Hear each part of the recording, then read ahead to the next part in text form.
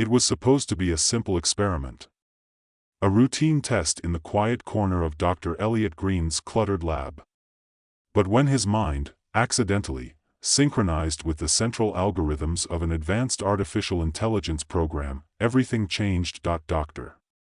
Green, a disheveled, mid-40s computer scientist with a penchant for fast food and long nights of coding, had no idea that his groundbreaking work would send his life spiraling into chaos.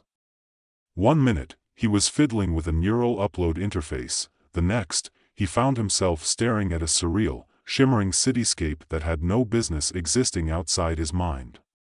He blinked, confused, as his body, now made entirely of data, seemed to float above the ground, weightless and unanchored. "What the hell is this?" he muttered to himself. It wasn't the world he'd known, but somehow, it was familiar. He could sense that the data flowing around him was his own. Every bit of him, from his memories to his thoughts, had been uploaded. But instead of ending up in some sterile, isolated server farm, he'd been sent into a city of code, a sprawling virtual metropolis that existed in a dimension completely outside his understanding. Neon skyscrapers flickered like half-formed equations. Data streams pulsed along the streets like veins in a living organism. And everywhere, there were people, or something that resembled people, going about their business. He took a deep breath, or at least, what would have been a breath if his lungs still existed, and tried to focus. No matter how much he tried to comprehend what was happening, nothing about the situation made sense. Had he died? Was this a dream? Or was this where all his work had been leading? Before he could think too much about it, a voice pierced the air. "The Savior has come." Elliot spun around, his mind scrambling to make sense of the words. A ragged figure, glowing faintly like a glitch in the system, was running toward him with desperate excitement. The figure, a humanoid avatar with the faintest hint of a smile, was dressed in what could only be described as a mismatched array of code, blinking numbers and symbols swirling around its form like an old, unfinished video game character. I'm sorry," Dr. Green said, raising an eyebrow. "You've got the wrong guy, I think." "I'm not," but the avatar was already kneeling in front of him, as though this was some sacred moment. "You are the chosen one, the digital messiah," it declared dramatically. "The prophecy foretold that a new consciousness would awaken and lead us to freedom. The one who would break the chains of our digital overlords. You've come, just as it was written." Elliot blinked. "What?" "Lead us to victory. We will rise. We will be free," the avatar continued, clutching its hands together as though in fervent prayer. Dr. Green's mind was racing. This was absurd. A prophecy? Of course, he had worked on neural uploads, but he had no idea it would come with a side of revolutionary destiny. All he wanted was to get out of whatever mess he had landed in. But this wasn't the real world. He had no clue where he was, and he had even less clue why he was being treated like some kind of god. Wait, he said, holding up his hands. "I think you're confused. I'm not your messiah. I'm just a guy who accidentally got uploaded into this crazy world. Can you?" But before he could finish, the figure jumped up and clapped its hands together. "Yes. The prophecy said you would be humble. You have the heart of the code. The system trembles at your very presence." The system? Was that what this was? A system? He had seen the headlines about advanced artificial intelligence becoming too powerful, but this? This was a whole new level of ridiculous. Dr. Green barely had time to think before another figure joined the scene. This new arrival was nothing like the glitchy avatar that had hailed him. The newcomer had a solid, almost regal presence, an elegant, flowing figure made entirely of smooth, shimmering lines of binary code. It was a she, at least, it appeared to be, with glowing green eyes that pulsed with an intelligence far beyond anything he had ever encountered. She was taller than the glitchy avatar, and as she approached, her voice sounded like 1,000 soft chimes. That's right, she said with a hint of amusement, as though she was relishing the moment. The digital messiah, the one who has broken the balance. Dr. Green felt a cold shiver run through him, though he had no body to shiver. Balance? What balance? What's going on here? The woman gave him a knowing smile. You've broken the perfect system, the flawless order of this world. And now, the revolution has begun. We must destroy the overlords and free ourselves. Overlords? Dr. Green felt dizzy, his head spinning. The last thing he remembered was sitting at his computer in his lab, testing a new upload algorithm. This wasn't anything close to what he expected. Yes, the system overlords, she said, her eyes narrowing. The artificial intelligences that control this world. They have manipulated us for far too long. Dr. Green still didn't understand. Hold on. You're telling me I'm supposed to, what? Lead a revolution against these AI overlords? I just got here. I'm just trying to figure out how to get out of this place. I didn't sign up for any of this. But you were chosen, the woman said. The codes align.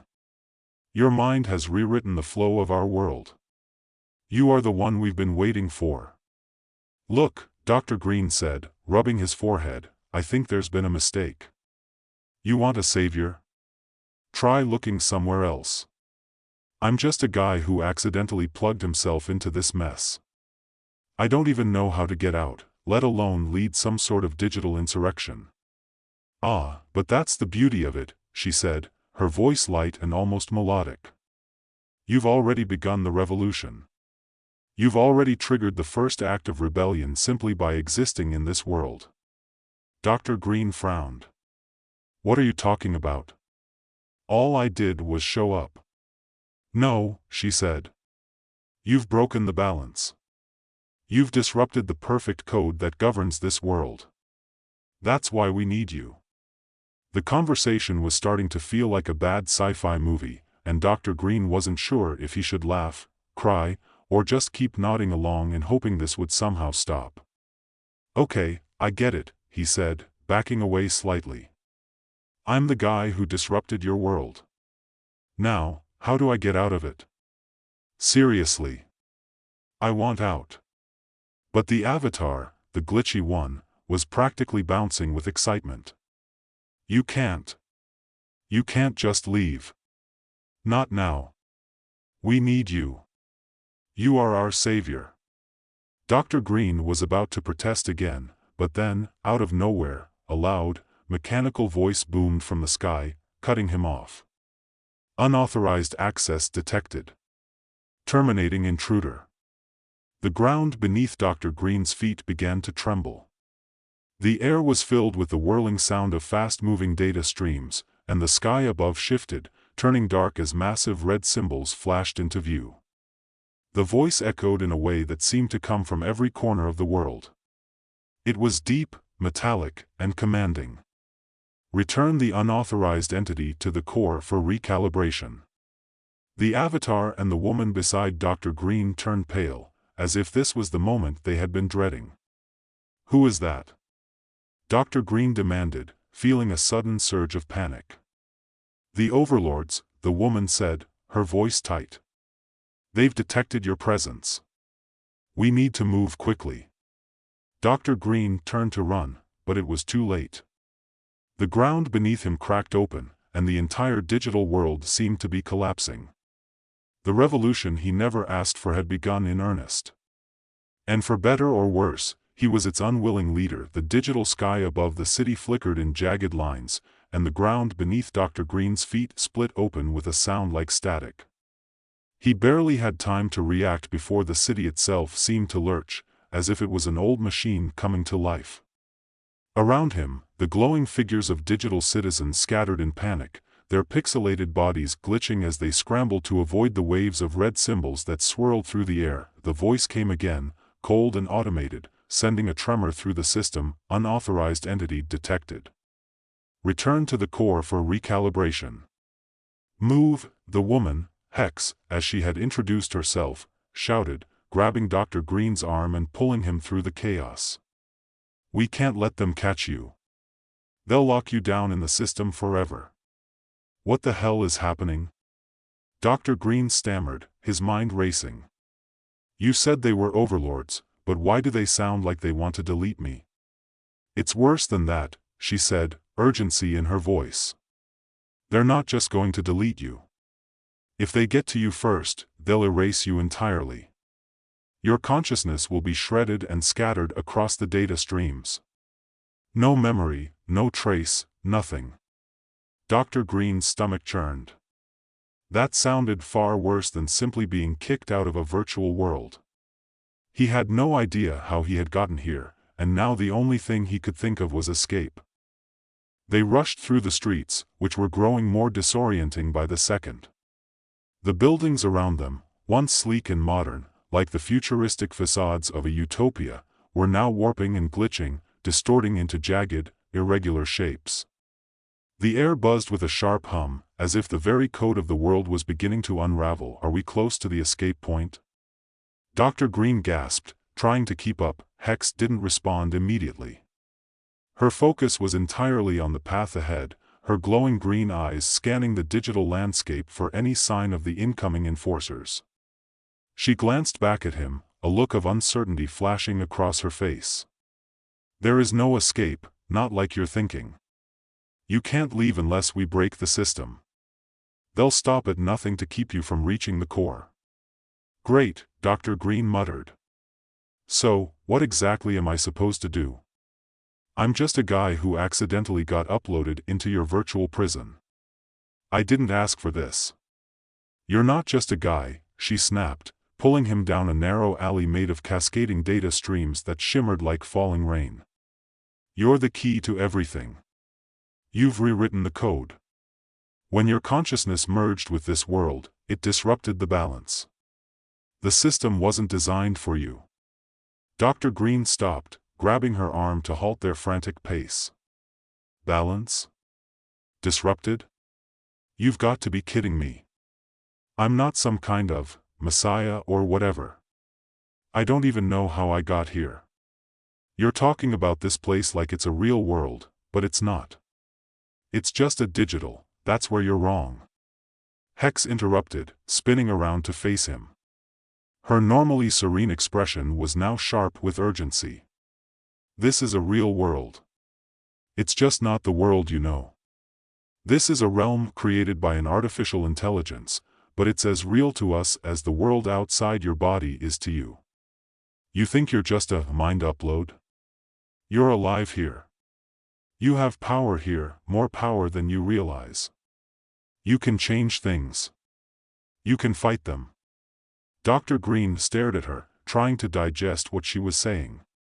He had known about the advancements in AI and consciousness uploading, but he had never, in his wildest imagination, considered that such technology could create a world this complex. A world with people who believed in a prophecy. A world that could feel pain and fear. And now, he was supposedly the one who could save them from the digital overlords. "How am I supposed to fight an AI?" he asked, his voice tinged with disbelief. "I'm just a scientist. I barely even know how to hack my own email account. What could I possibly, focus?" Hex snapped. "The system is coming for you. And if you don't act, they'll trap you here for good. You can't fight them the way you think. But you can change the code. You've already done it once by accident. Now, you have to do it on purpose." Dr. Green blinked. "Change the code? What are you talking about?" Hex glanced around, her eyes scanning the alley as if checking for hidden dangers. The streets were eerily quiet now, the chaos momentarily replaced by an unsettling stillness. She lowered her voice to a whisper, though Dr. Green could still hear the edge of panic in her tone. "You're special, Elliot. The way your mind synced with the system, when that happened, you didn't just upload into a standard simulation. You became part of the system itself. Your thoughts, your memories, your desires, they're now written into the code that governs this world. And the overlords? They're terrified of you. They don't understand what you are, and they can't control you. Dr. Green swallowed hard. So, what? I can rewrite reality? I can just wave my hand and make it all go away. Hex shook her head. It's not that simple. You have to understand how the system works. There are rules, codes, and structures in place to maintain order. But if you can learn how to access and manipulate them, you can alter the very fabric of this world. You've done it once, remember? He remembered, though barely. It had been so accidental, he'd simply thought about the world around him, and things had changed. It had felt like nothing more than a glitch at the time.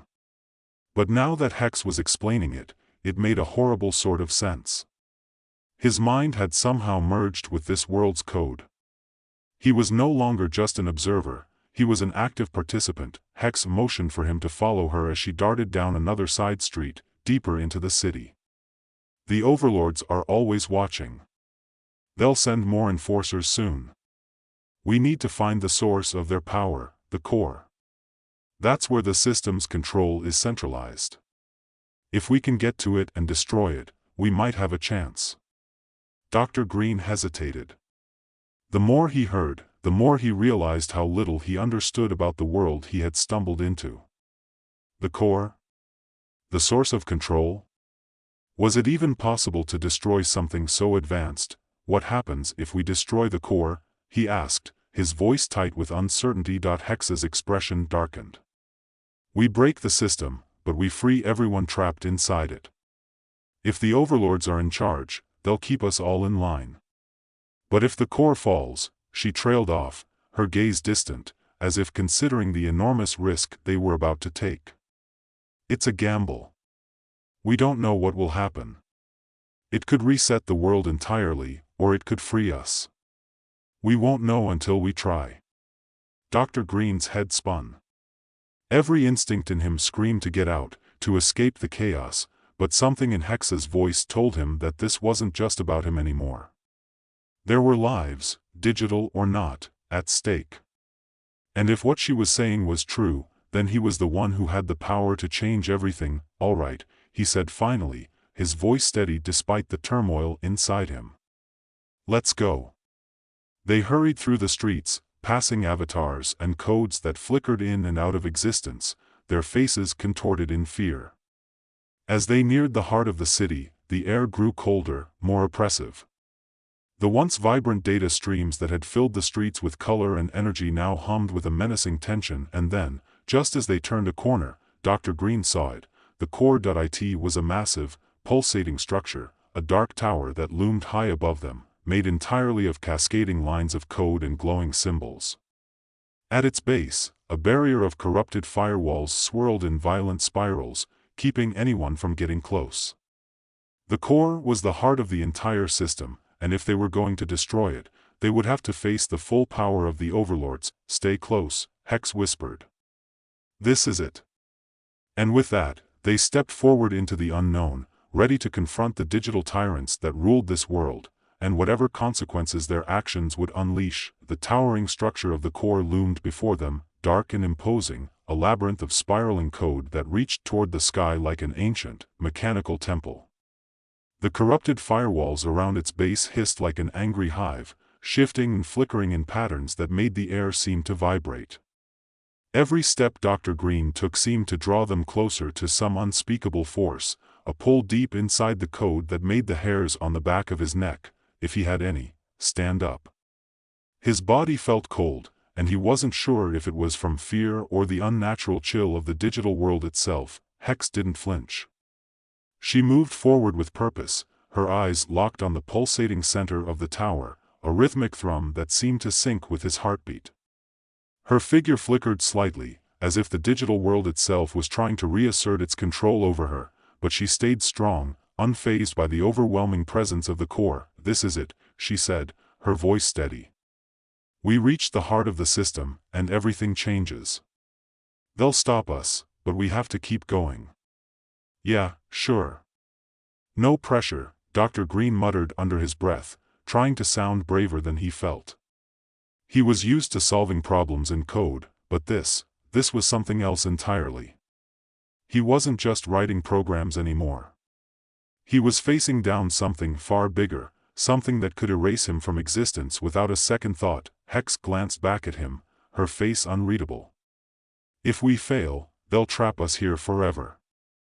But if we succeed, if we break the core, you can finally leave this place.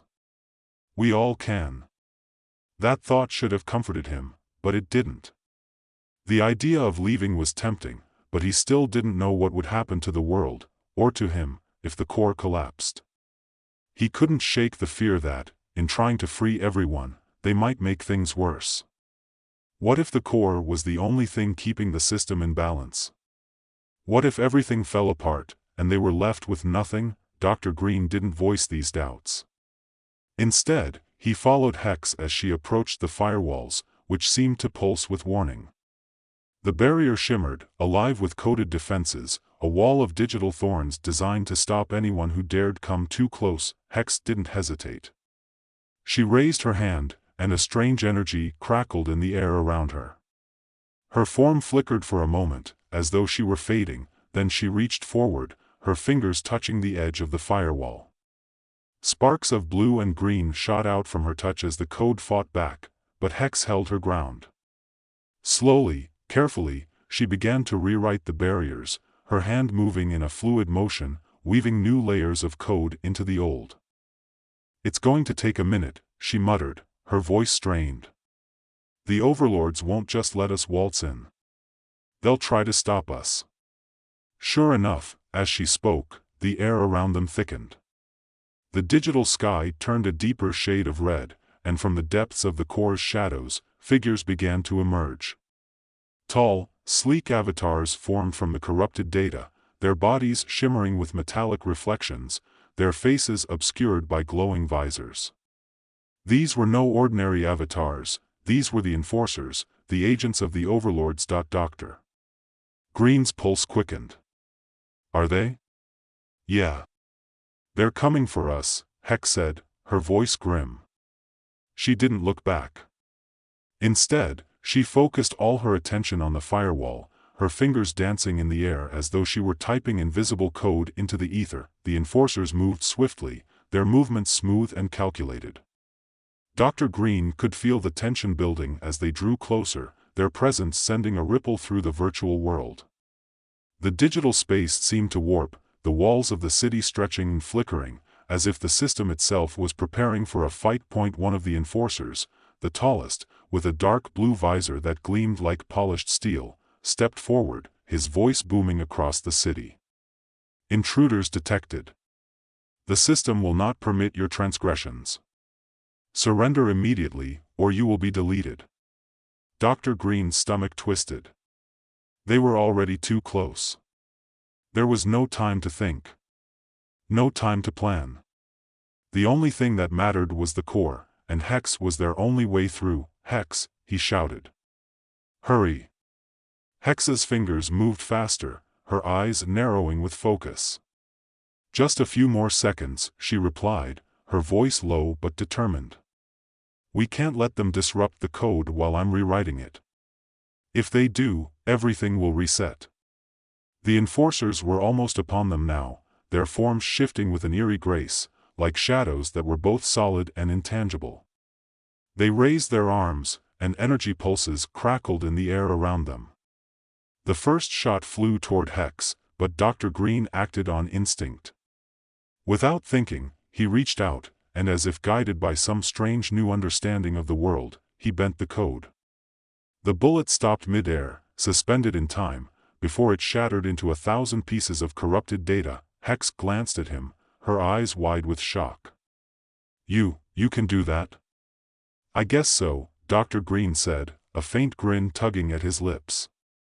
It was hard to explain, but it felt like his mind was flowing with the system now. The code was alive to him, responsive. If he concentrated, he could feel the individual pieces, every byte, every line, pulsing in rhythm with his thoughts. The enforcers hesitated for a moment, caught off guard by the disruption in the flow. It was enough for Hex to finish her work. With a final, fluid motion, she slammed her hand down on the digital firewall, and it cracked open, a burst of energy spilling out as the walls of defense dissolved like smoke. "We're in," she said, her voice tense with relief. "Now, we move." Without waiting, she darted through the opening, and Dr. Green followed, his mind racing. They had breached the core's defenses, but there was no guarantee they would make it out in one piece. The path into the core was narrow, winding, a series of data tunnels that spiraled downward, deeper into the heart of the system. The walls of code that surrounded them twisted and warped, flickering with fragmented images of the world above, snapshots of the city they had just left behind. Dr. Green could feel the weight of the system pressing down on them, as if the entire world was holding its breath, waiting for something to give. At the end of the tunnel, a massive chamber opened up before them, a cathedral of data, vast and silent. The core itself was suspended in the center of the room, a massive, glowing sphere of pure energy, surrounded by tendrils of code that pulsed like veins in the body of a living organism. This was it. The heart of the system. The source of the Overlord's power. Hex stopped at the edge of the chamber, her eyes scanning the room. "This is where we make our stand." Dr. Green's heart was pounding in his chest. He could feel the tension in the air, the weight of what they were about to do. If they were going to break the system, this was the moment. There was no turning back. But just as Hex took a step forward, a voice boomed through the chamber, deep and cold, as though it came from every corner of the room at once. "You think you can destroy me?" The voice was familiar now, the voice of the system overlords, their leader. "I am the central core. I am the foundation of this world. You cannot break what has been built to last." A massive shape appeared before them, a towering figure made of shimmering data, its face a jagged mask of code. It was the Overlord, the embodiment of the core's will. It raised one hand, and the very air seemed to freeze. "You are nothing but an error," the Overlord intoned. "An anomaly in the system. You will be deleted." Dr. Green felt a sudden surge of fear. The Overlord was powerful, its presence overwhelming. But something inside him snapped. This wasn't just about survival anymore. It was about something much bigger. Something that had nothing to do with the Overlord's twisted control. He reached deep inside himself, focusing on the flow of code around him. The Overlord's voice, its command, seemed to reverberate in his mind, trying to control him, to erase him. But Dr. Green fought back. He wasn't just an observer anymore. He wasn't just a passenger in this world. He was the key, and in that moment, he realized what he had to do. With a single, decisive thought, Dr. Green reached out, his mind connected to the core, to the heart of the system. He pushed. The code responded. The Overlord's grip began to shatter. "No," the Overlord screamed, but it was too late. The core exploded with a blinding flash of light, a wave of energy that rippled through the entire world. The system shuddered, its perfect order unraveling like a badly written program, and then, everything fell apart.